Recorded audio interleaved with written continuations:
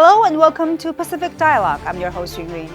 The disturbing scene in Texas after yet another mass shooting has made us all wonder what is going on in the U.S.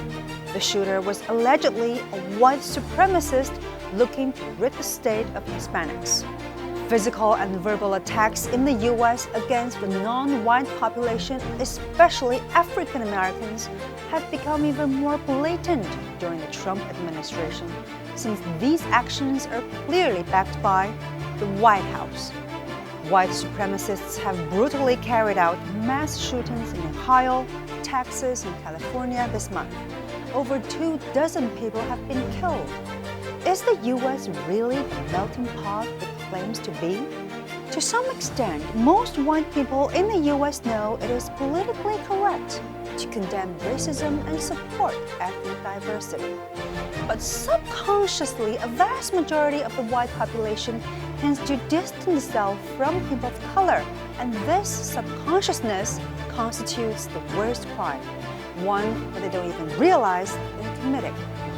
African Americans only account for 13% of the U.S. population, but previous federal data showed that young black men are 21 times more likely to be killed by police than their white counterparts, and 1/3 of people behind bars are black.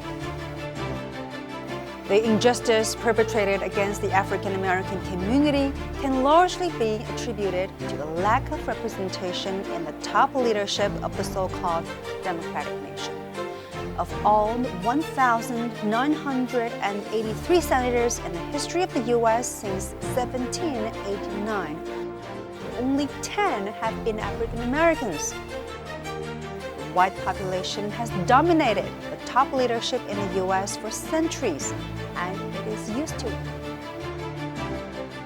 That's partly why the top U.S. leader is so emboldened to tweet against 4 U.S. House of Representatives members who happen to be women of color by asking them to go back and help fix the totally broken and crime-infested places from which you came, or calling a black representative's district a disgusting, rat and rodent-infested mess and a dangerous and filthy place.